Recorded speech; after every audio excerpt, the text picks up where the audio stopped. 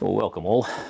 Today I've got a bit of a potentially controversial topic just to very, very briefly discuss, and that you can gather from the title is that is Blackmagic today's reference camera, or are their cameras the reference cameras?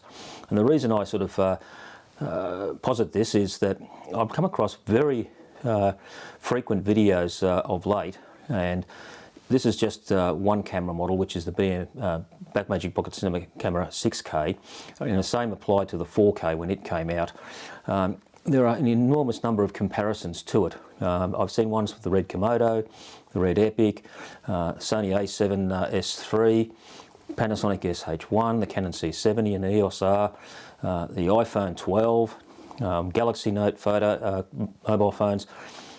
Everybody seems to do a comparison with the Blackmagic Pocket cameras with another camera when it comes out. It's as if the Blackmagic cameras are actually some sort of a reference point where you determine how good or not or whatever a particular camera might be. Now, I'm not saying that other cameras aren't compared, but I'm just finding it amusing that there are so many just popping up lately. I mean, I'm talking about in a matter of just a couple of weeks perhaps, where YouTube is throwing these things up again for me and saying recommended and whatever.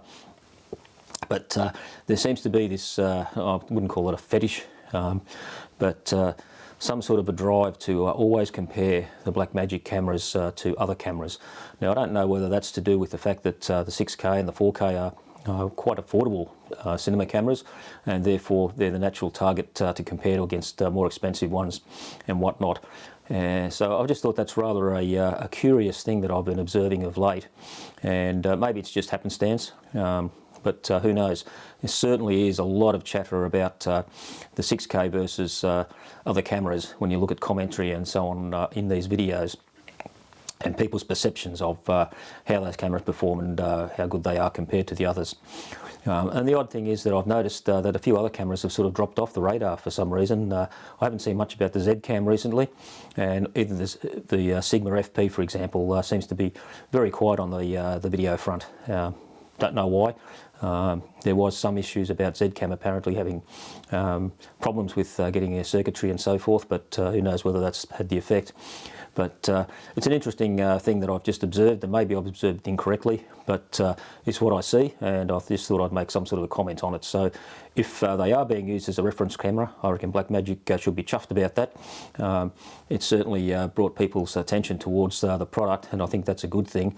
And I also think that the cameras deserve that sort of attention because they are very, very good cameras in their own right. So that's all I've got to say for today. See you again next time, hopefully, and I'll just say cheers.